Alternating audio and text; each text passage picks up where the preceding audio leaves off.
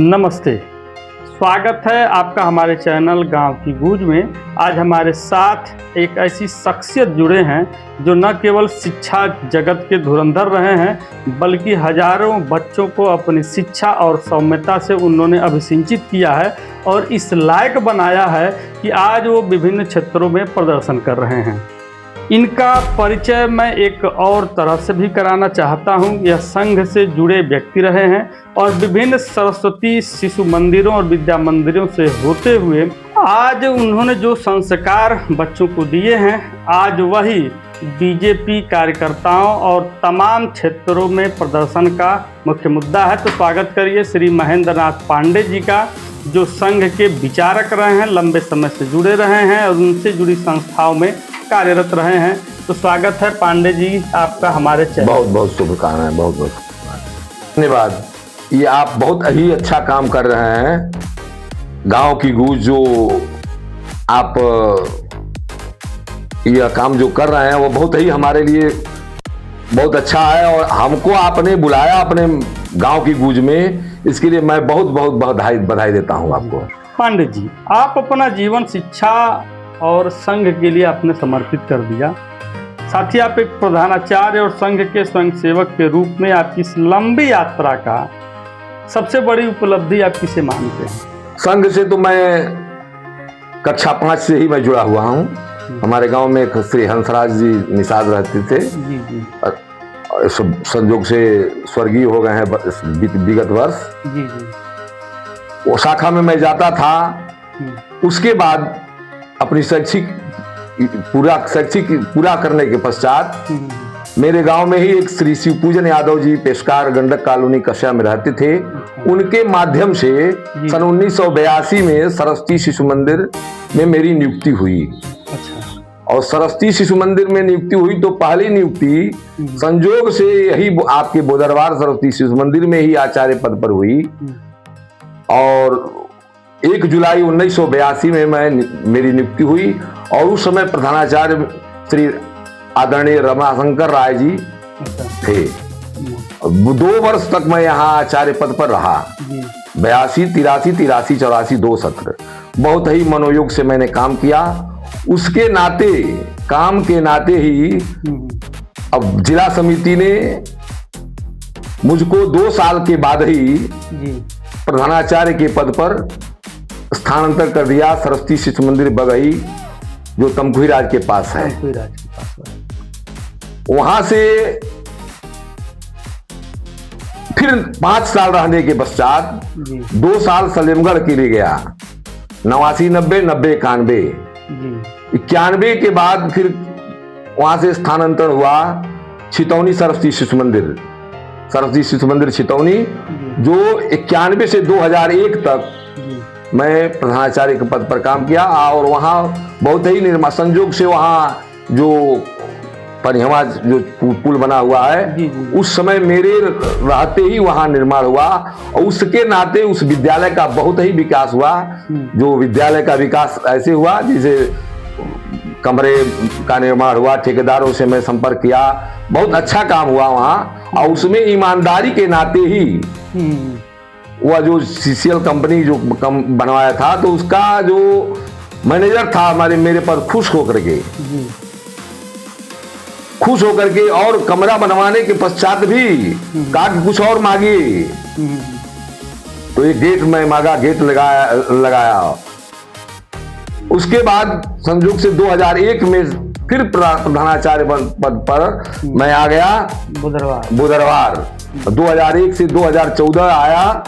यहाँ आया तो देखा क्या कि यहाँ वही जो मैं जब था 82, 83, 84 में वही छप्पर, वही पुराना, केवल एक ऑफिस ही निर्माण था और एक शौचालय, दूसरा कुछ नहीं था। मैंने आया 2001 के बाद 2 में उस समय भारतीय जनता पार्टी के सांसद रामलगी मिश्रा जी थे, उनसे सहयोग लिया गया सांसद निधि से और वहां कमरे का निर्माण हुआ।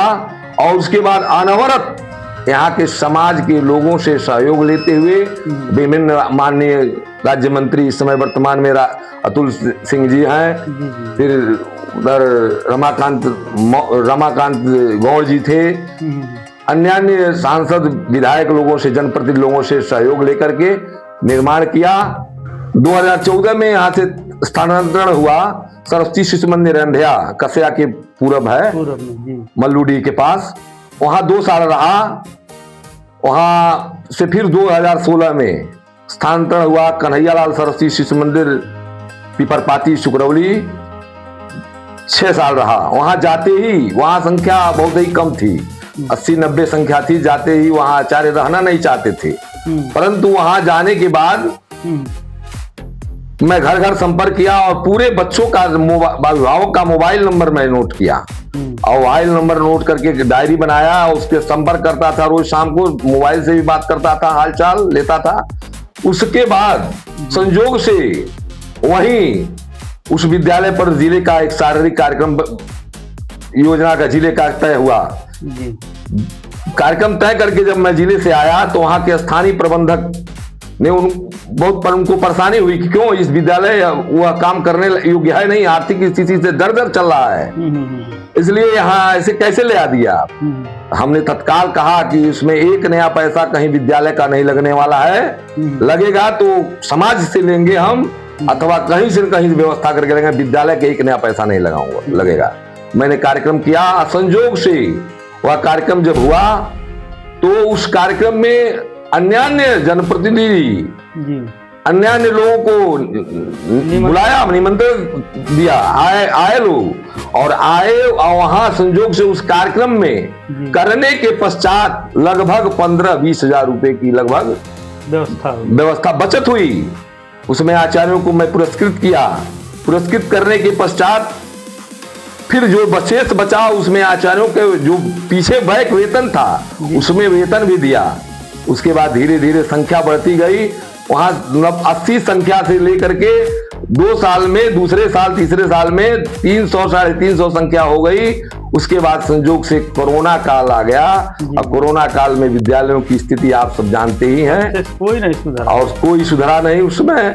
और उसके बाद साल भर रहने का फिर मिला मौका। संयोग से उस समय सांसद जो राजेश पांडे जी थे, पूरे विद्यालयों में, पूरे जिले में जितने सरस्वती शिशु मंदिर मान्यता प्राप्त विद्यालय थे सबको 3-3 लाख रुपए अपने निधि से दिए और उसका कार्यालय भी निर्माण किया। बहुत बढ़िया भव्य कार्यालय निर्माण हुआ। वहां से मेज का, ऑफिस का व्यवस्थित में समाज से मांग करके व्यवस्था किया और 2022 31 मार्च को वहां से अवकाश प्राप्त ग्रहण किया और फिर मैं उसके बाद वहां से गया और घर पर अपना समाज सेवा और अन्य सामाजिक कार्य में अपना समय देता रहा हूं। छोटी सी बात बीच में मैं जानना चाहूंगा कि संघ के जितने विद्यालय चल रहे हैं तो क्या वो लोग फंडिंग नहीं करते हैं? फंडिंग कुछ नहीं करते हैं लोग, जिले से कहीं कुछ नहीं आता था। अच्छा, जिले से, यहाँ से हर विद्यालय से पैसा प्रति छात्र के हिसाब से जनपदी और प्रांतीय निधियां भेजी जाती है। हाँ, कुछ कमजोर विद्यालय रहते हैं तो उनको जिले से सहयोग मिलता है, लेकिन वो अभी केवल अल्प मात्रा में। क्योंकि मैंने बदरवार में भी देखा, जैसा कि आपने कहा, सुकरौली में, छितौली में, जो भी आपने किया जन सहयोग से किया। हाँ, जन सहयोग से हुआ है। क्योंकि मेरे सामने बदरवार में भी आपने जितनी मेहनत किया और जिस लेवल पे आप लेके गए थे यहाँ के सरस्वती शिशु विद्या मंदिर को, वह कहीं न कहीं काबिले तारीफ है। लेकिन आपके जाने के बाद पुनः उसकी स्थिति बड़ी दयनीय हो गई। यह एक सोचनीय प्रश्न है। तो मैं ये सोच रहा था कि क्या इसमें इतने बड़े बड़े विद्यालय चल रहे हैं सरस्वती शिशु मंदिर के और वो बैकअप नहीं देते हैं आप लोगों को, ये तो बड़ा एक सोचनीय विषय है। इस पर चर्चा बैठकों में होती थी कि नहीं? होती थी, लेकिन वहां कुछ अपने, अब कहना नहीं चाहिए यहाँ, अपने चहेते लोगों को सहयोग करते थे लोग। जो प्रधानाचार्य, जो कर्मठ श्रद्धा निष्ठा से लगा रहता था, वहां नहीं, बल्कि अपने कुछ चहेते लोगों को देते थे। और आज क्या बताया जाए, जनप्रतिनिधि, उसके बाद कहीं जनप्रतिनिधि कोई विद्यालय को धन देता है, अन्य विद्यालयों में कमीशन पर देते हैं लोग, लेकिन सरस्वती शिशु मंदिरों में चूंकि कमीशन मिलना नहीं है, इसलिए यहाँ विद्यालयों में फंड भारतीय जनता पार्टी की सरकार है, भारतीय हिंदुत्व की पार्टी की सरकार है, लेकिन हिंदुत्व की पार्टी की सरकार होते हुए हिंदुत्व का विद्यालय इस समय कहाँ जा रहा है, समाज देख रहा है। नहीं, कल इस बात की चर्चा हो रही थी कि आप हमारे कार्यक्रम में आ रहे हैं, तो कहीं न कहीं इस बात की भी चर्चा हुई बातों बातों में हम लोगों के बीच में कि आज जो बीजेपी इतने बड़े पैमाने पर अपने को स्टैंड कर पाई है, तो कहीं न कहीं सरस्वती विद्यालयों और संघ की बहुत बड़ी भूमिका रही है। सरस्वती विद्यालयों से निकले बच्चे संघ से जुड़े, और संघ के कार्यकर्ताओं के तौर पर उन्होंने जो अपना योगदान दिया, आज उस नींव पे बीजेपी खड़ी है। और उन्हीं विद्यालयों को आज पूछा नहीं जा रहा है जिन्होंने वहां शून्य से लेकर शिखर तक पहुंचाया। क्या मैं सही कह रहा हूं? एकदम बिल्कुल सत्य आप कह रहे हैं, बिल्कुल सत्य कह रहे हैं, यह अक्षरशः सत्य है। क्योंकि जब मैं अपने यहाँ के विद्यालय की हालत देखता हूँ, तो विद्यालय होता है, मैं इसमें पार्टीबाजी नहीं करना चाहता, लेकिन जो वर्तमान स्थिति है खास करके सरस्वती शिशु मंदिर की, यह कहीं न कहीं बड़ा चिंतनीय है। और कहीं न कहीं संघ के लोगों को, बीजेपी के लोगों को इस पर सोचना चाहिए, गौर करना चाहिए। गुरुजी, सरस्वती विद्या मंदिर की जो शिक्षा पद्धति है अन्य विद्यालयों से अलग कैसे है? और एक प्रश्न और इसी में मैं लेना चाहूँगा कि यहाँ शिक्षा के साथ दीक्षा पर बड़ा जोर दिया जाता है जी, तो उस दीक्षा का मूल उद्देश्य क्या है? सरस्वती शिशु मंदिर की शिक्षा पद्धति में छात्रों को के अंदर श्रद्धा, निष्ठा, संस्कार इत्यादि दिया जाता है जी, और उसमें पंचपदी शिक्षा पद्धति से शिक्षा दी जाती है। पंचपदी क्या है? पंचपदी शिक्षा पद्धति, उसमें नैतिक शिक्षा, शारीरिक शिक्षा, योग शिक्षा, संस्कृत शिक्षा, ये 5 पद्धति, 5 से 4 ये है सामान्य शिक्षा। हाँ, बस 5 पद्धति शिक्षा। अभी भी दीक्षा का उद्देश्य, दीक्षा का क्या उद्देश्य होता है जो अंत में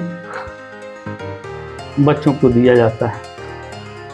देखिए, संस्कार देना है वहां, जैसे शील विनय शर्म, जैसे कुछ में आपको बता रहा हूं, कविता है कि शील विनय आदर्श श्रेष्ठता, तार बिना झंकार नहीं है, शिक्षा क्या सुर साध सकेगी यदि नैतिक आधार न होगा है। बहुत अगर नैतिक आधार ही नहीं, शिक्षा बेकार है बस। तो अगर इसी हिसाब से मैं तुलना करूं तो वर्तमान में जितने बड़े बड़े विद्यालय हैं, संस्कार तो दे ही नहीं रहे हैं, नैतिक शिक्षा किताबों तक सीमित हो गई है। अब वो एक व्यापार के बड़े बड़े केंद्र बन चुके हैं। तो फिर हमको तो लगता है पूरे समाज को दबाव बनाना चाहिए इस बात पर कि हम ऐसे स्कूलों में बच्चों का नामांकन करवाएं जो शिक्षा और संस्कार पे जोर देते हों। देखिए, आज शिक्षा वास्तव में कुल मिलाकर शिक्षा रही नहीं गई है जी। शिक्षा वास्तव में आज व्यावसायिक शिक्षा हो गई, व्यवसाय। शिक्षा का मतलब आज शिक्षा आप पढ़ लीजिए, पूरी पढ़ाई हो गई, परंतु वह यदि कहीं नौकरी नहीं कर पाया तो शिक्षा बेकार है। लेकिन आज अभिभावक यही चाहता है हमारा लड़का 8 ही पढ़े, 10 पढ़े, लेकिन वह अधिक से अधिक धन कमावे। धन कमाना ही शिक्षा का मूल उद्देश्य आज के समय में रह गया है। संस्कारशील कुछ मतलब नहीं, उससे संस्कार से कोई मतलब नहीं। हमारा लड़का कुछ भी करे लेकिन धन कमाए, बस आज क्या ये मूल उद्देश्य यही है। आज कुछ भी करे, कुछ उससे कोई मतलब नहीं, पैसा से मतलब है आज है। आज की शिक्षा प्रणाली बहुत हद तक डिग्री और पैकेज पे केंद्रित हो रही, पूरा पैकेज दिया जा रहा है 1 साल का कि हम इतना लेंगे। जी। क्या आपको लगता है कि इस दौड़ में ज्ञान पीछे छूट गया है, नौटंकी आगे हो गई है? आज शिक्षा तभी सफल माना जा रहा है जी, जब तक कि अधिक पैकेज की नौकरी न मिल जाए। जी। आधुनिकता की दौड़ में शिक्षा का ज्ञान से दूर भागता चलता जा रहा है। जी। आज केवल बच्चों को धन की आवश्यकता है, धन कैसे कमाए, शिक्षा से कोई मतलब नहीं रह गया है, केवल धन की आवश्यकता है। आज अन्य अन्य प्राइवेट विद्यालयों में यही स्थिति, शिक्षा के लिए ही वह व्यवसाय बन गया है। जितने भी विद्यालय खुल रहे हैं आज, तो सामान्य व्यक्ति नहीं खोल रहा है, आज जनप्रतिनिधियों का ही अधिकतर विद्यालय है, इसलिए कोई नियम कानून भी नहीं बन पा रहा है सरकार, क्योंकि उसका दुरुपयोग कर रहे हैं। दुरुपयोग जनप्रतिनिधि की एकदम खुली लूट है, चल रही है। अभी चर्चा हो रही थी, हम लोग विद्यालय से गार्जियन आए थे, तो उनका आरोप था कि विद्यालय वाले इतनी महंगी किताबें लगा रहे हैं, और महंगी क्यों हो रही है, कमीशन के चलते। उनको 50% कमीशन चाहिए, प्रकाशक भी क्या करे। अब जो किताब 100 रुपये में वो बेच सकता है, अब उसकी MRP उसने 200 रखी है। 200 रुपये में 50% सीधे विद्यालय प्रबंधन को जा रहा है, और 50% में सारे लोगों का मुनाफा जुड़ा है। जो कंपनी किताब बना रही है, जो लेखक है, जो किताबें बेच रहा है, जो डिस्ट्रीब्यूटर है, होलसेलर है, और रिटेलर तक सारा 50% में है, जबकि 50% तक कमीशन अकेले विद्यालय खा रहा है। डॉक्टरों को भी ये लोग फेल कर दिए कमीशन खाने में। मैं पहले ही कह दिया हूँ जी कि यह विद्यालय आज जो खुल रहे हैं, जी, बड़े बड़े व्यवसायी और बड़े बड़े जनप्रतिनिधियों के सहयोग से ही विद्यालय खुल रहा है, उन्हीं का विद्यालय चल ही रहा है। अन्य सामान्य विद्यालय, सामान्य व्यक्ति का विद्यालय चल ही नहीं पाएगा यहाँ, क्योंकि वो धन, अकूत धन उनके पास है, आपके पास तो है नहीं। अकूत धन उनके पास है तो धन लगाएगा और पैसे से पैसा कमाएगा, दिन दूना रात चौगुना पैसा कमाएगा। 100 रुपया लगाएगा, 1000 रुपया पाएगा। शिक्षा से कोई मतलब नहीं, बच्चे कहाँ जा रहे हैं उससे कोई मतलब नहीं है, बच्चों पर कोई अनुशासन नहीं है। बच्चों को अनुशासन में बांधेंगे तो बच्चा भाग जाएगा, किताब कहाँ से खरीदेगा, पढ़ेगा कैसे, फीस कैसे देगा, क्यों देगा? केवल दिखावा किया जा, बस केवल दिखावा। शिक्षा मने कुछ नहीं, केवल मूल उद्देश्य है कम पैसा कमाना। जी जी जी, उसी के लिए विद्यालय खुल रहा है। जो बेकार है, उसके पास अकूत धन है, अशिक्षित है, अनपढ़ है, एक व्यवसाय खोल दिया, विद्यालय खोल दिया, 1 करोड़ 2 करोड़ 4 करोड़ लगा दिया, विद्यालय में अकूत धन आ रहा है। में कमीशन 70% कमीशन उसमें है, पुस्तकों में 50% आप कह रहे हैं। नहीं, मैंने, मुझे जहाँ तक जानकारी थी 50% तक ये था कि 50% से नीचे कोई नहीं ले रहा है। मैं इसलिए कह रहा हूँ 50% से नीचे लेने को कोई तैयार नहीं, ऊपर दे देंगे तो ठीक है। सत्य है, एकदम सत्य है, एकदम इस तरह की व्यवस्था इस समय बना दी गई। केवल किताब में ही नहीं, हर चीज में। ड्रेस ले लीजिए, ड्रेस में भी दूना, ड्रेस खरीदना है तो विद्यालय से लेना है, या बधा हुआ दुकान है उसमें जो परिचय पहचान पत्र है, टाई है, बेल्ट है, सारा उस सब उसमें कम 75% 80% कमीशन है उसमें। 20 रुपये में 15 रुपये में परिचय पत्र मिलेगा और लेंगे 100 रुपये, 10% है, आप विचार कर लीजिए। अच्छा, इस मामले में गार्जियन भी तो दोषी है। गार्जियन दोषी है, विद्यालय में जा रहा है कि जहाँ उसको शिक्षा भी मिल रही है, सस्ता भी है। गार्जियन तो लड़का चाहता है hello hi hi bye bye, बच्चा आए तो कहे मम्मी डैडी, डेड मैंने डेड बॉडी हो गई। डैडी नहीं कहेगा, आज यदि अम्मा कहेगा लड़का तो माता जी प्रसन्न नहीं होंगी, मम्मी कहेगी तब प्रसन्न। मम्मी माने क्या होता है जानते ही होंगे आप। जी जी जी, खुली किताब है। अब इसी तरह की पढ़ाई होगी और पैसा मूल उद्देश्य है। शिक्षा से कोई मतलब नहीं, शिक्षा पढ़े लिखे, हाँ कापी किताब पढ़ाई लिखाई के बाद अंक, हम लोग के यहाँ कापी जो परीक्षा होती थी तो कापियां घर पर भेजी जाती थी। देख लीजिए, अभिभावक 1-1 नंबर का कहीं होता था तो अभिभावक भेजता था कि आचार्य जी, प्रधानाचार्य जी 5 नंबर है तो क्यों इसमें 4 नंबर दिया गया है। आज तो कापी ही नहीं दिखाई दे जाएगी, 50 की जगह पर 70 नंबर दे दिया गया। 70 नंबर, हाँ लड़के को 90% से अधिक नंबर दे दिया गया है। अभिभावक खुश, विद्यालय मस्त, पुरस्कार मिल गया अंतिम में विदाई के दिन, अभिभावक खुश। आजकल तो नया ट्रेंड बना दिया गया है इस चीज, बस ये ट्रेंड है, सबको मेडल दे दीजिए, सारे बच्चे मेडल पा रहे हैं। जब मेडल पा रहे हैं सब लोग खुश हो रहे हैं। अभी एक गार्जियन से आज सुबह की बात हो रही थी, एडमिशन पर चर्चा हो रहा था, तो उन्होंने कहा कि अरे उसमें कैमरा लगा है। हमने कहा कि कैमरे से तो बच्चा पढ़ेगा नहीं, पढ़ेगा अध्यापक से, पढ़ना उसको है। तो किताबें अच्छी होनी चाहिए, शिक्षक अच्छा होना चाहिए, रंगीन दीवारें उसको तो नहीं पढ़ाएंगी। अच्छा आप बताइए कि जो इंग्लिश मीडियम का विद्यालय लिखा हुआ है बोर्ड पर, इंग्लिश मीडियम फला चिल्ड्रेन एकेडमी क्या क्या अन्य ने लिखा हुआ है, लेकिन उसमें जरा पता करिए अंदर कि कौन सा अध्यापक इंग्लिश मीडियम से पढ़ करके आया है, पढ़ा रहा है। स्वयं वह हाई स्कूल बोर्ड से पढ़ा हुआ व्यक्ति है और आकर के इंग्लिश मीडियम पर पढ़ाएगा, क्या पढ़ाएगा वह? यूपी बोर्ड से, ज्यादातर यूपी बोर्ड से पढ़ करके आया है और इंग्लिश मीडियम पर पढ़ा रहा है, क्या पढ़ाएगा वह? एक आध अध्यापक इंग्लिश मीडियम के हैं, वो हवा बोलने के लिए केवल सिखा दिया गया है। What is your name sir, my name is, ऐसे अंग्रेजी में बोलना सिखा दिया गया है। छड़ी को स्टिक बताइए, तमाम तरह की बात बोलते हैं लोग, सिखा देते हैं, बस उसी पर मम्मी पापा बोल देते हैं। जाएगा बच्चा कहेगा टॉयलेट जाना है, तो शौचालय की जगह पर टॉयलेट बोलेगा, अरे वाह आज तो टॉयलेट सीख करके आ गया। ऐसी भावनाएं हैं, अभिभावक प्रसन्न है, अरे आज तो गया लड़का आया तो केवल कहा टॉयलेट जाना है, अरे शौचालय से टॉयलेट तो एक ही दिन में सीख गया। आज की जो पीढ़ी है वो संस्कारों से दूर होती जा रही है। इसे डिजिटल भटकाव कहा जा रहा है। इनको वापस से संस्कारों की श्रेणी में कैसे लाया जाए? आज वास्तव में जो डिजिटल है, सोशल मीडिया के माध्यम से जो आ रहा है, उसका मूल कारण माता पिता भी उस दोषी हैं। विद्यालय के साथ साथ माता पिता भी दोषी हैं। माता जी को काम करना है, बच्चा परेशान कर रहा है, तो उसको एक झुंझुना मोबाइल खोल करके दे रहे हैं, मोबाइल देखते रहो, हम निश्चिंत होकर काम करते रहे।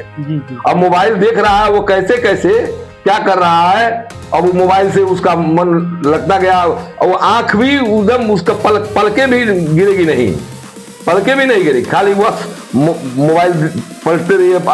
उसमें टच मोबाइल चल रहा है और ये चल रहा है। वो हमारी एक नतनी है, 4 साल की है, अभी 4 साल, परसों 4 साल पूरा होगा। वह जब तक उसको कुछ मोबाइल नहीं देंगे तो भोजन नहीं कर सकती है वह। हाँ, लेकिन हमसे अधिक बहुत मोबाइल जानती है, अपना खोल लेगी, क्या कर लेगी, हाँ ऐसे कर लीजिए वैसे। अब बहुत याद करने के लिए स्मरण शक्ति तो बहुत अधिक उसकी है। विद्यालय में जाती है, सब लोग उसको जानते हैं, सांस्कृतिक कार्यक्रम अच्छा है, लेकिन वो मोबाइल के नाते, और उसका मूल कारण हम जानते हैं कि अभिभावक से ही गलतियां बढ़ती हैं। मोबाइल की लत तो अभिभावक ही दिलाता है। जी। और यदि अभिभावक दिलाना बंद कर दे तो अपने आप सुधार हो जाएगा। तो यानी कुल मिला के देखा जाए तो समाज और अभिभावक दोनों गलत हैं इस परिप्रेक्ष्य ना। निश्चित हम अपने बच्चों को स्वयं संस्कार नहीं दे पा रहे। नहीं, इसकी वजह से वो भटके हुए हैं। हाँ, भटके हुए हैं, निश्चित रूप में हम दे नहीं रहे। निर्माणों के पावन युग में हम चरित्र निर्माण न भूलें, स्वार्थ साधना की आधि में वसुधा का कल्याण न भूलें। बिल्कुल, लेकिन यही हम लोग भूलते जा रहे हैं। माता पिता अक्सर सोचते हैं कि बच्चे को स्कूल भेज दिया तो उनकी जिम्मेदारी खत्म हो गई। एक बच्चे के निर्माण में घर और स्कूल का कितना प्रतिशत योगदान होता है? आज के युग में कोई भी अभिभावक, कुछ पढ़े लिखे हैं 2-4%, बच्चा जाता है तो कॉपी किताब खोल करके देखते हैं लोग, लेकिन किसी भी अभिभावक को अपने बच्चे की किताब खोलकर देखने की फुर्सत नहीं है। मैं यहाँ 14 वर्ष रहा हूँ, लेकिन अभिभावक देखता नहीं। तो गृह कार्य होमवर्क दिया जाता था, लेकिन वहां बच्चा क्या जाने के बाद बस्ता फेंक देता है घर, और उसके बाद खेलने चला जाता है। माता पिता से कोई मतलब नहीं। हाँ, उसके बाद 2 दिन 3 दिन 4 दिन घूमता है, 6 महीना 4 महीना पर जब फीस देना होता है तब आते हैं, कहते हैं कि गुरुजी हमारा बच्चा कुछ आता ही नहीं है, इसको काम नहीं मिलता है, ऐसे नहीं मिलता, फीस देने के समय ही काम नहीं मिला है, उसके पहले शिकायत भी नहीं कर देंगे, सुझाव भी नहीं देंगे, केवल शुल्क देने के लिए। इस बात से हम सहमत हैं, क्योंकि कोचिंग में भी हम लोगों ने देखा था, शुल्क मांगिए तो फिर कमियां तुरंत शुरू, और नहीं तो जब 4 महीना 6 महीने का हो जाएगा तो बाद में कहेंगे लोग हम अपने बच्चे को दूसरे विद्यालय में ले जा रहे हैं, कोचिंग में जा रहा है तो 2-4 महीना का आप नहीं मांग दिए तो नहीं, आज जाएगा उसमें से उसमें चला जाएगा।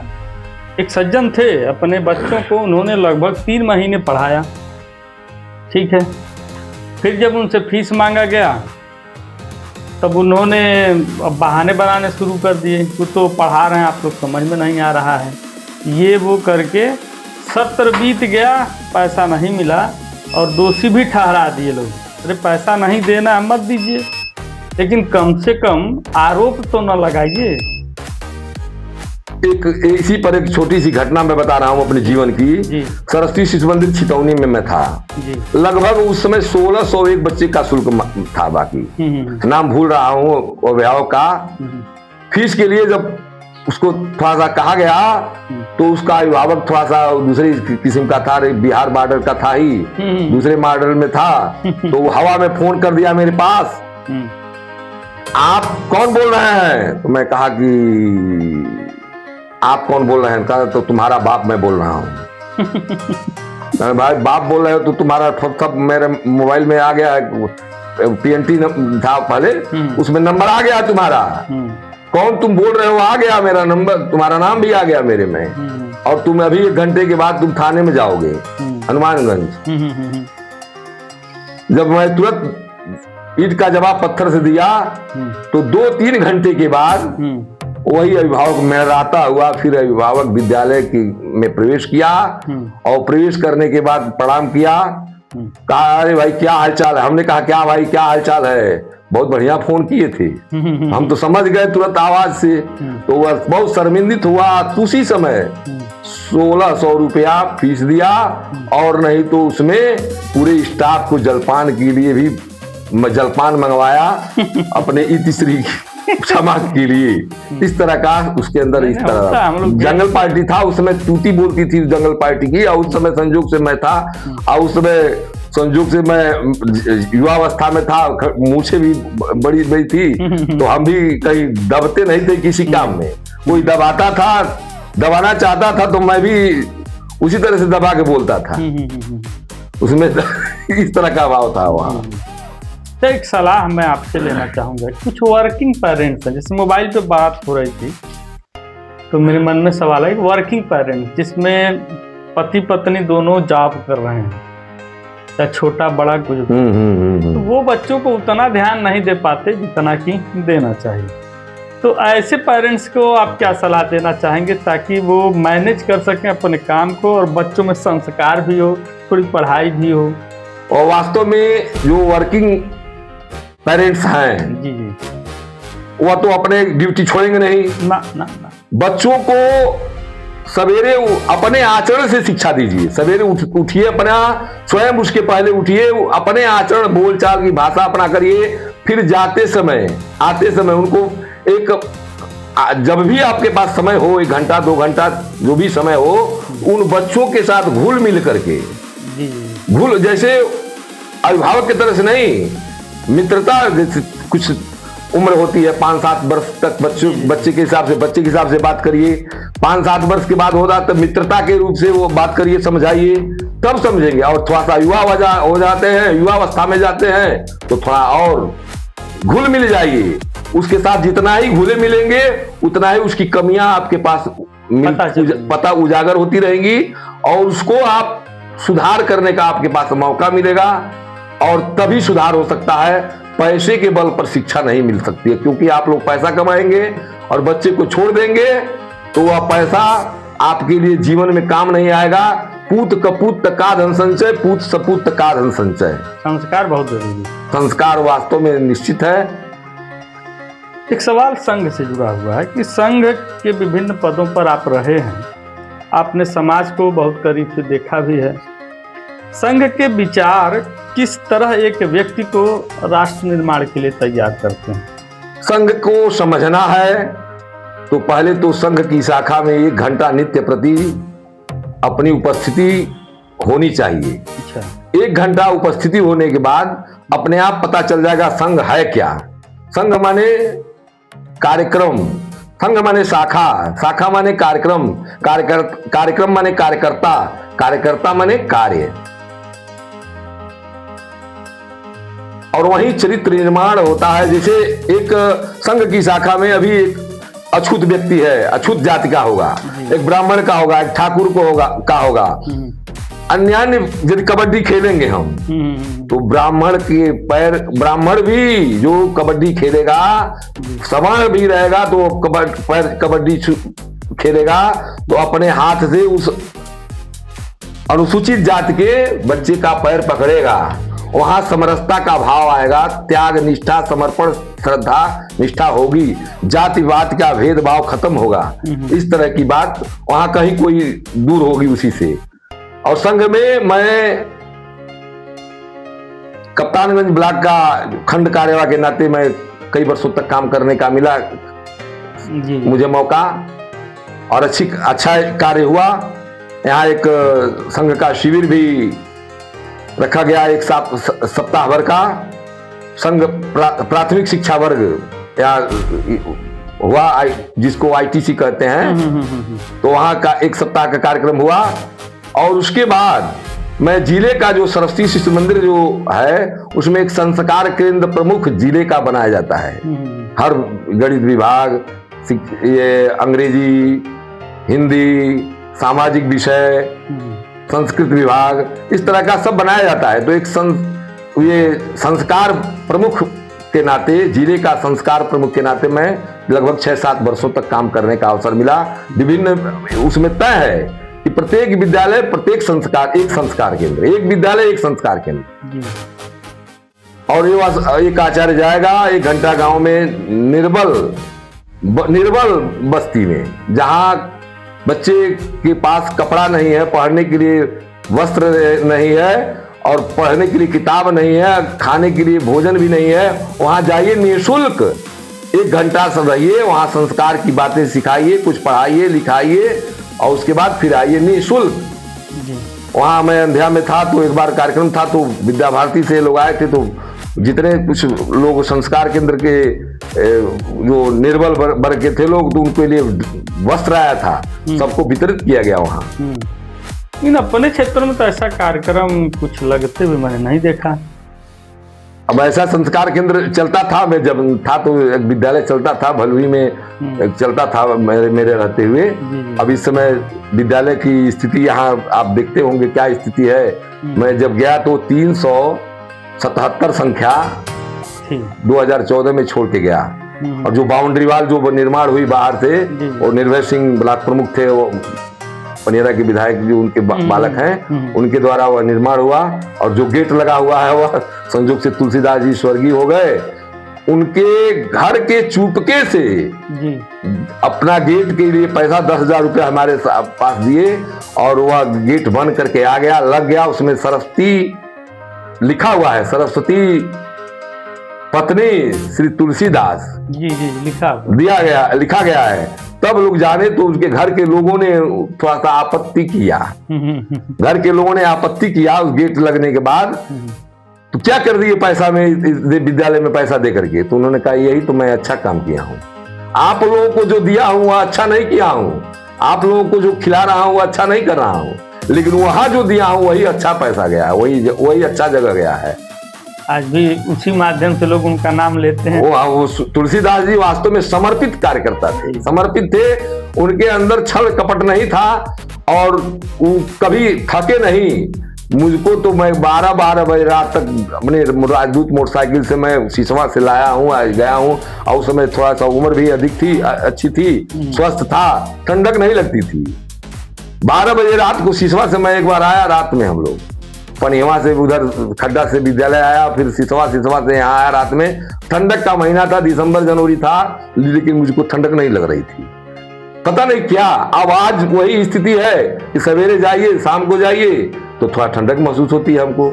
तब जज्बा उस समय हमको अब उसमें रविंदर जी थे, रविंदर जी को अभिभावक संपर्क के लिए जाता था, तो जब कहिए तब रविंदर जी जब कहिए तुरंत रविंदर जी तैयार इसके लिए निकल जाते थे। और उनके नेतृत्व में मैं संपर्क जुलाई में जून में वो अधिक समय देते थे हमारे पास। उनको जुलाई जून में मैं लगभग मैं जून में घर नहीं जाता था, जून में उनको लेकर के संपर्क करता था और घर घर जाता था। उनका संपर्क राजनीतिक क्षेत्र में संपर्क था, इधर मंसूरगंज आई कुंदूर इत्यादि में गाड़ी आई तो उधर से बच्चे आए और उनके माध्यम से बहुत अच्छी संख्या रहती थी। मैं उनको साथ में रहता था लेकर के और उसका मुझको लाभ मिला। जहां जैसे सब लोगों से मैं सहयोग लेना चाहता था। वहां एक बार विद्यालय का निर्माण कार्य हुआ तो हरिप्रसाद चौधरी जी थे, अन्य स्वर्गीय श्री चंद्रदेव पांडे जी थे, अन्य और लोग थे, मंतार जी भाई साहब थे, सब लोग थे। वहाँ लिट्टी बाटी का प्रोग्राम हुआ, उसमें बात हुई कि भाई कुछ निर्माण कार्य हो तो ऐसा किया जाए कि 501 रुपया न्यूनतम रखा जाए, जो देगा उसको पत्थर पर नाम लिखा जाए। तो तय हुआ, सब लोगों ने 500 रुपया एक दिया, अधिकतम तो न्यूनतम 501 रुपया बहुत लोगों ने दिया। लगभग एक पर 27-28 लोगों का नाम लिखा हुआ है, उसमें एक पर और बाद में निकला हुआ है। इस तरह का सहयोग मिला, पत्थर पर नाम लिखवा है, जो दिया वो पत्थर पर नाम लिखा गया है, संगमरमर पर लिखा गया है जी। अपने सवाल जब आपके दौरान आया मेरे मन में कि आपने कहा कि संघ में आरोप लगता है कि ज़्यादातर उच्च वर्ग के लोग ही विराजित हैं, खास करके ब्राह्मण वर्ग। आपने कहा कि उसमें तो किसी भी बिरादर का व्यक्ति जा सकता है, किसी जाति वर्ग का जा सकता है। हाँ, किसी भी जाति का, उसमें कहीं जाति प्रतिबंध नहीं है, जाति प्रतिबंध कहीं नहीं है। उसमें हर जाति के लोग उसमें संघ की शाखा में जाते हैं।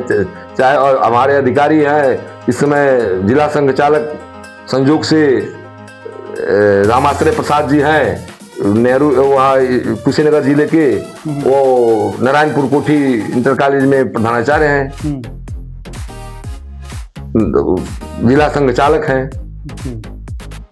बीच में शायद मोहन भागवत जी का भी एक बयान आया था कि संघ में कोई भी आ सकता है, इवन मुसलमानों को भी उन्होंने आमंत्रित किया। हाँ, आमंत्रित किया है कि अगर वो आना चाहते हैं तो आके देखें, सीखें उस चीज को। हाँ, उसमें कहा है उन्होंने। क्योंकि क्या है ना कि हमारे समाज में भ्रांतियां बहुत हैं, सब लोगों ने अपना अपना एक दायरा गढ़ लिया है और उसी दायरे में रहते हुए दूसरे दायरे का वो अनुमान लगाते हैं। हिंदू मुसलमानों के बारे में अनुमान लगा रहा है, मुसलमान हिंदुओं के बारे में अनुमान लगा रहा है, जबकि आवश्यकता है कि एक दूसरे के चीज़ों को हम सोचें, समझें, पढ़ें। पिताजी मेरे अक्सर कहा करते हैं कि देखो, धर्म को हमें एक फल की दुकान के जैसे समझना चाहिए। हम लोग फल की दुकानों पे जाते हैं जी, तो वहाँ सेब भी रखा है, संतरा भी रखा है, केले भी रखे हैं जी। तो फिर आप उसमें से अच्छा सेब चुनते हैं देख देख के, हाँ, जो अच्छा ना हो। हाँ। या कोई केला निकालते हुए आप देखते हैं कि सड़ा हुआ ना हो, दबा हुआ ना हो। तो कहते हैं कि देखो, धर्म बिल्कुल वैसा ही है। आप सभी धर्म को एक फल की टोकरी मान लो और बेचने वाला व्यवसायी है। जो अच्छा लगे ले लो, जो सड़ा है उसको छोड़ दो जी। अब हिंदू धर्म में जो अच्छी बातें हैं आप चाहें तो अपने जीवन में रख लें, मुस्लिम समाज की जो अच्छी बातें हैं चाहे तो आप रख लें, बुराइयों को त्यागी, अच्छाइयों को क्या कर लीजिए, रख लीजिए। लेकिन ठीक उल्टा हो रहा है। हर समाज के लोग एक दूसरे पर आरोप प्रत्यारोप, कीचड़ उछालने का काम कर रहे हैं। तो आप समाज को इस संबंध में क्या संदेश देना? आज वास्तव में दूसरे की कमियां देखने के लिए ही लोग अपनी आंख खोले हुए हैं जी। अपनी एक अंगुली यदि आप सामने दिखलाएंगे तो 3 अंगुलियां अपने तरफ दिखाई देंगी और एक अंगुली जो है यह अपने मुंह की तरफ कह रही है कि यह अंगुली कह रही है कि पहले मुंह को अपना देखो, तुम क्या बोल रहे हो। अंगुली से दिखा करके तुम केवल दूसरे को दूसरे की कमी क्यों देख रहे हो? अपने हृदय, या जो अंगुली तीनों है और अपने हृदय के पास आ रही है और यह अंगूठा जो है मुंह के पास आ रहा है कि मुंह को भी कंट्रोल करो। तुम बोल जो रहे हो, तुमसे भी गलती होती है, दूसरे की गलतियां मत देखो, दूसरे की अच्छाई। एक बार अपने संघ के अधिकारी गए तो एक अधिकारी ना साफ करके पसारे हुए थे सूखने के लिए, तो उसका उनके साथ एक दूसरे कोई और थे, आए कहे कि देखिए भाई साहब, आपकी ये बंडी थोड़ा सा जो बनियान है वह फटी हुई है। तो उन्होंने तुरंत कहा कि तुमको वही छेद ही दिखाई दे रहा है और साबित कहीं नहीं दिखाई दे रहा है, तुम केवल कमी देख रहे हो, अच्छाई नहीं देखे हो कि अच्छाई कहाँ है। अच्छाई को भी देखा करो, कमियों को मत देखो। अपनी कमियों को देखो और दूसरे की अच्छाइयों को देखो। अपनी कमी जो देखोगे तो कमी को निकालोगे, और दूसरे की अच्छाई देखोगे तो दूसरे की अच्छाई ग्रहण करोगे। सही बात है, लेकिन लोग ठीक उल्टा कर रहे हैं। सीधे अरे कलयुग है, कलयुग में कुछ भी संभव है। राजनेता जो है मंच पर जब जो आपस में दो पार्टियां आपस में गठबंधन करती हैं तो वही पार्टी दूसरे को गाली देती है, और वही जब गठबंधन करती है, राजनीति में सब कुछ संभव है। तो वही कलयुग में, आज के युग में, कलयुग में सब संभव है।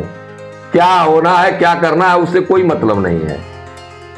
समाज में निश्चय ही एक ऐसा संगठन होना चाहिए, ऐसे लोग होने चाहिए जो लोगों को मतलब इस तरह की चीज़ों से रोकें। आज तो इवन समाचार चैनल वाले बैठ के टीआरपी इकट्ठा करने के लिए इस प्रकार के नफरती डिबेट कराते हैं जिसमें सिर्फ कमियों की बात हो रही है, कमी एक दूसरे के ऊपर हम आरोप प्रत्यारोप लगा रहे हैं। अरे चर्चा करनी है तो अच्छाइयों पर करिए। गांव में बैठिए तो गांव में तो केवल अब दूसरा आदमी कैसे अच्छा हो रहा है तो उसके अच्छा कैसे हो रहा है तो उसके कमियों को ढूंढ दिए, और कमियों को ही चर्चा करते हैं लोग समाज में। 4 लोग 5 लोग बैठते हैं, अच्छाइयों की नहीं। उसकी अच्छाई तो तब तो आकाश में बढ़ जाएगा, उसका विकास होता जाएगा, तब ना गड़बड़ हो जाएगा। तो लोग केवल शिकायत करते हैं, ये करता है, ऐसे करता है, लेकिन यह भी तय है यदि विरोधी नहीं रहेगा तो आदमी का विकास भी नहीं होता है। विरोधी भी होना अति आवश्यक है। विरोधी नहीं रहेगा, हमारी शिकायत नहीं करेगा तो हम कुछ अपने को देखेंगे कैसे, झांकेंगे कहाँ अपनी तरफ। भाई वो कहेगा कहीं गलती होगी तो वैसे रात में सोचेंगे, हम विचार करेंगे कि कहीं कोई मुझसे कहीं त्रुटि हुई हो तो उसको दूर किया जाए। हाँ, दूसरे की अच्छाई को ग्रहण करना चाहिए। मैं कहीं विद्यालय में जाता था, अन्य विद्यालयों में, तो कुछ देखता था तो मैं वहां आकर के जैसे बोध वाक्य रहता था तो उसको देख करके आकर विद्यालय में अपना नोट कर देखता था, लगाता था। पौधा कहीं देख गया देखा, पौधा लगाया, पौधा लगा दिया। आज भगवान की दया से जो सरस्वती शिशु मंदिर बोध दरबार की विद्यालय में आप जाइए तो आम के पौधे लगे हुए हैं। मैं जब आता हूँ देखता हूँ हाँ ये पौधा लगाया गया है हम लोगों के द्वारा। वहाँ एक आध पेड़ अवधेश गिरी जी ने अपने हाथों से लगाया है। अवधेश गिरी जी समय देते थे नहीं, अभी देते हैं। अभी कल ही मैंने उनका पोस्ट देखा वहाँ विद्यालय में हमारे घोष नहीं था। उन्होंने कहा कि पांडे जी घोष नहीं है, व्यवस्था किया जाए। तो उनके सहयोग से वो साथ में रह करके गए। यहाँ एक भट्ठा है, यहाँ पड़ोली के पास एक भट्ठा है, कोई से पूर्वा, वहां गए तो वहां से एक सामान का पैसा लेना है बस, ऐसे कह करके वहां गया। कई जगह इस तरह से गया और जा करके पैसे एकत्रित किए, उसके बाद वो घोष खरीदा गया। उनमें सहयोग अवधेश गिरी जी का था। सामाजिक व्यक्ति हैं, सामाजिक व्यक्ति है वो, सामाजिक व्यक्ति है। कार्यक्रम लोग आयोजित करवाते भी रहते हैं। हाँ, मैं देखता हूँ सब, जो मोबाइल में फेसबुक पे देखता रहता हूँ, कमेंट भी होता रहता है। चलते चलाते आप आज के विद्यार्थियों को और उनके अभिभावकों को क्या संदेश देना चाहेंगे? मैं तो यही कहूंगा कि जब तक अभिभावक विद्यालय के लिए, बच्चे के लिए समर्पित नहीं होगा, वो बच्चा अपना है, जब हमारा बच्चा है, हम उस अध्यापक को हम पैसा दे करके हम जिम्मेदारी टाल लेते हैं कि 200 रुपया, 400 रुपया, 500 रुपया महीना हम दे रहे हैं, तो अभिभावक से, अध्यापक से अपेक्षा करते हैं कि अध्यापक हमारे बच्चे को देखे। लेकिन वह तो केवल 10 तक, 12 तक, 15 इंटर तक, हाई स्कूल तक, बीए तक पढ़ाएगा ना, उससे बच्चे से कोई मतलब नहीं है। फीस से मतलब है। आज चूंकि व्यवसायिक शिक्षा हो गई है और वह अपना बच्चा है, तो हम अपने बच्चे के लिए हम समय नहीं देंगे जिसको अंतिम में वह बुढ़ापे का सहारा होगा हमारा। और जब बुढ़ापे के सहारे को ही हम छोड़ देंगे, देखना एक पौधा है उसमें पानी देते हैं, उसमें कीड़े लगते हैं तो उसे दवा देते हैं, तो वो तो पौधा है तो इतना ध्यान देते हैं। लेकिन बच्चा जो है, बच्चा हमारे बुढ़ापे की लाठी है। और कहा ना मैं वो पहले ही कि पुत्र कपूत का धन संचय, पुत्र सपूत का धन संचय। उस बच्चे को हम उस पौधे के तरह उसको सुरक्षा दे, सींचे, पुष्पित पल्लवित करें, देख रेख करें, कहाँ कमी है। यदि टहनियां, जैसे टहनियां हैं अगल बगल निकलती हैं, जो उसको काटते हैं छांटते हैं, उसी तरह से इसके अंदर बुराई यदि कोई है तो उस बुराई को भी जैसे पेड़ के पौधे में काटते छांटते हैं, उस तरह से उसको भी काट छांट करके उसको बढ़ने का ये अवसर दीजिए। और जब तक अभिभावक बच्चे को ध्यान, हमें हमारे 2 बच्चे आपके संजोग से, मैं अपने बच्चों को मेरे पास पढ़ाने की स्थिति नहीं थी। मैं सरस्वती शिशु मंदिर में प्रधानाचार्य था। आप जानते हैं सेवा भाव से वेतन भी कितना मिलता था, किसी तरह से खर्चा चल जाता था, घर से राशन इत्यादि आता था। लेकिन यहाँ 8 तक तो हम लोगों के हिंदी मीडियम में, हमारे सरस्वती शिशु मंदिर में पढ़ा, इंग्लिश मीडियम नहीं गया। मेरे पास उतना अर्थ नहीं था कि मैं जेपी या वहां सच्चिदानंद में जाकर पढ़वा दूं। लेकिन जब वहां पढ़ाएंगे तो हमको लोग क्या कहेंगे? कहो देखिए, विरोधी है इंग्लिश मीडियम के और इंग्लिश मीडियम वाले विद्यालय में पढ़ा रहे हैं और कहेंगे मंच पर कि इंग्लिश मीडियम विद्यालय में बच्चों को नहीं पढ़ाना चाहिए, ईसाई वाले विद्यालय में नहीं पढ़ाना चाहिए, ऐसे नहीं पढ़ाना चाहिए। लेकिन अपने बच्चों को इसीलिए, इसी समाज को देखते हुए कि कहीं हमारा समाज हमारे पर उंगली न उठावे, तो अपने बच्चों को 8 तक पढ़ा। आपके भाई साहब श्री मंतार जी से हम लोग बैठे, बातचीत हुई और उन्होंने कहा, सीधे कहा कि गुरुजी कहीं कुछ मत करिए, आप बच्चे को हमारे सुपुर्द करिए, हमारे पास दीजिए, हम उसको एकदम तरासेंगे। और वास्तव में विद्यालय में पढ़ते थे दोनों बच्चे, एक ही क्लास में पढ़ते थे। इंटर कॉलेज में वहीं आपके पंचायत इंटर कॉलेज में पढ़े हैं, कहीं दूसरी जगह नहीं गए, पढ़े। और उसके बाद सवेरे शाम आपके सानिध्य में शिक्षा ग्रहण किया। आप लोगों ने ऐसा बनाया कि एक उदाहरण दे रहा हूं कि बालक मेरा, बड़ा वाला बालक सच्चिदानंद पांडे, जिसको आप जानते हैं पूर्ण रूप से, वह एक बार कक्षा 8 की विदाई यही सरस्वती शिशु मंदिर में विदाई हो रही थी। उसमें माननीय श्री रामनेश गुप्ता जी थे, वहां प्रबंधक थे उस समय वर्तमान में। और जब विदाई समारोह में बड़ा बच्चा जो जब इंग्लिश में लगभग 20-25 मिनट इंग्लिश टू इंग्लिश बोला, यह देन किसकी है? वह आदरणीय श्री मंतार जी और तहसीन जी की देन है। और इन्हीं लोगों की देन है कि वह बच्चा 15-20 मिनट, आधे घंटे तक इंग्लिश टू इंग्लिश बोला। और अंत में कार्यक्रम के विदाई समारोह के बाद जाकर के श्री राम जी ने कहा कि पांडे जी, हम लोग इंटर कॉलेज में रह करके अपने बच्चों को नहीं सुधार पाए, आप सरस्वती शिशु मंदिर में कम वेतन में रहते हुए अपने बच्चों को हिंदी मीडियम से पढ़ा करके ऐसे लायक बनाए कि हिंदी मीडियम पढ़ा करके और आधे घंटे तक इंग्लिश टू इंग्लिश बालक बोल रहा है। यह सब आपकी देन है और आपके भाई साहब मंतार जी की देन है जी। मैं तो आपको बहुत मैं आपका आजीवन ऋणी रहूंगा, आप दोनों भाइयों का कि आजीवन ऋणी रहूंगा कि आप ही लोगों की देन है कि आज बच्चा, एक बालक आप जानते हैं कहाँ रहता है, दूसरा बालक आपके बेटी आँख का डॉक्टर है। यह सब आपकी देन है। खैर, आपने भी तो उसमें अपना एक अमूल्य योगदान दिया। देखिए, मैं बार बार कहता हूँ कि अध्यापक, समाज और अभिभावक, जब तक तीनों का समन्वय नहीं बनेगा, आप बच्चे को आगे नहीं बढ़ा पाएंगे। आज समाज तो ध्यान दे ही नहीं रहा है, अभिभावक भी ध्यान नहीं दे रहा है। अब अध्यापक अकेले क्या करे? परेशान है अध्यापक। नहीं तो अभिभावक तो ध्यान देना ही पड़ेगा। हाँ, ये इतना कहूंगा कि हमारे दोनों बच्चे हाई स्कूल तक पढ़े, साइकिल तक चलाना नहीं जानते थे। गेट से बाहर नहीं जाते थे, बाजार वही करते थे सब। लेकिन हाँ, कहीं अनर्गल दूसरे अन्य विद्यार्थियों के साथ जो, देखिए कहीं बच्चे बिगड़ते हैं, कुछ कुसंगत में पड़ जाते हैं जी। कुसंगत वाले बच्चों के साथ यदि पड़ गया बच्चा, तो निश्चित रूप में वह बच्चा बिगड़ेगा। और यह ध्यान कौन देगा? अभिभावक ध्यान देगा। अभिभावक को देखना चाहिए कि हमारा बालक कैसे बच्चों के साथ रह रहा है। यदि हम अपने सामान को नहीं देखेंगे, हमारा सामान कहाँ है, कैसे है, अपने सोने चांदी को तो हम तिजोरी में बंद कर देंगे नहीं, सोने चांदी को भी ले आने वाला कौन होगा?